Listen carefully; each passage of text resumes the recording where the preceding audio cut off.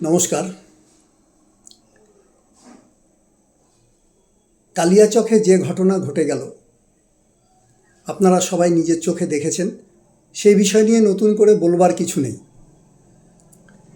মোফাক্কেরুল ইসলাম একজন আইনজীবী হিসাবে যে ঘটনাটা ঘটিয়েছে, এটাকে প্রথমত আমি ধিক্কার জানাই এবং আইনজীবী হিসাবে তার এটা কখনোই করা উচিত হয়নি। সেখানে যে জুডিশিয়াল ম্যাজিস্ট্রেটরা এসআইআরের কাজ করছিলেন, তারা নিজের ইচ্ছা থেকে কাজ করতে যায়নি। সুপ্রিম কোর্টের নির্দেশে এবং হাইকোর্টের নির্দেশে তারা সেখানে কাজ করছিলেন। এবং একজন আইনজীবী হিসাবে, যিনি নিজেকে হাইকোর্টের আইনজীবী বলেন, তার কনস্টিটিউশন জানা উচিত। তিনি যেভাবে ওই আন্দোলনকে উস্কানিমূলক প্ররোচনা দিয়ে একটা উত্তেজনা মব তৈরি করলেন, এটা কখনোই কাম্য নয়। আজকে তার আইনজীবী ডিগ্রিটি সঠিক নাকি জাল উকিল, সেটা নিয়েও প্রশ্ন উঠছে। মালদা বার অ্যাসোসিয়েশন থেকে এই প্রশ্ন তোলা হয়েছে যে সে যদি সঠিক আইনজীবী হতো তাহলে তিনি কখনোই এই ধরনের কাজ করতেন না। অর্থাৎ বকলমে তার আইনের ডিগ্রির উপরে প্রশ্ন উঠল।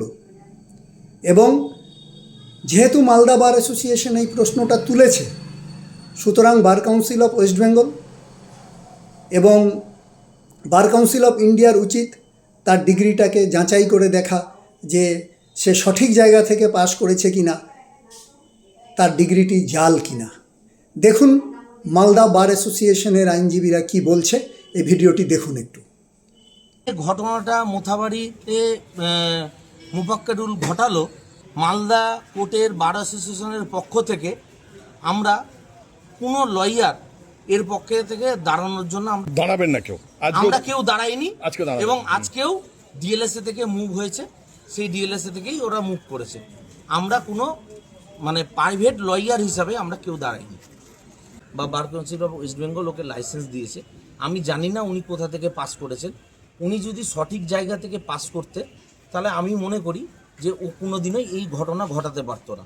যে একটা জাস্টিসের গাড়ি ভাঙচুর করা, বা একটা যারা এসআইআরের জন্য যারা নাম উঠানোর জন্য যারা এসছে তাদের গাড়ি ভাঙচুর করা, বা এসপির গাড়ি ভাঙচুর করা, এটা আমাদের পক্ষ থেকে যদি কোনো ভালো লয়ার হতো তাহলে কোনোদিনই এটা করতো না। বিচারকরা যে ওখানে গেছিল, বিচারক তো এমনি যায়নি, সুপ্রিম কোর্ট হাইকোর্টের অর্ডারেই তারা গেছিল এবং সেখানে সাধারণ মানুষের যাতে কল্যাণ হয় সেই জন্যই তারা গেছিল এবং সেই কাজটাই তারা করতে গেছিল। সেখানে গিয়ে যদি কোনো মানুষ তাদেরকে আক্রান্ত করে এবং তাদেরকে প্রায় প্রাণে শেষ করার চেষ্টা করে, তাহলে তো তাদের বিরুদ্ধে প্রশাসন যা ব্যবস্থা নেওয়া তাই নিবে। সেখানে তো কোনো ব্যাপার নাই, সেখানে তো নিতেই হবে, কারণ আইন তো সকলের জন্য সমান।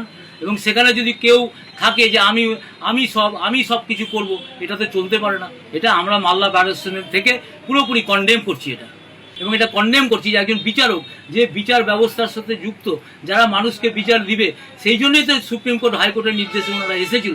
এবং তাদেরকে যদি প্রাণে মারার চেষ্টা করা হয়, এটা অত্যন্ত নিন্দনীয়। এটাকে আমরা একদম মালদা বার অ্যাসোসিয়েশন থেকে কন্ডেম করি। এটা আমরা সবসময় চাই যারা অন্যায় করবে তাদের বিরুদ্ধে উপযুক্ত শাস্তি হোক, এবং বিচারকদের উপরে যদি এরকম হয় তাহলে সাধারণ মানুষ কোথায় যাবে? তো এটা তো উচিত এবং প্রশাসনিকভাবে অত্যন্তভাবে কড়া ব্যবস্থা নেওয়া।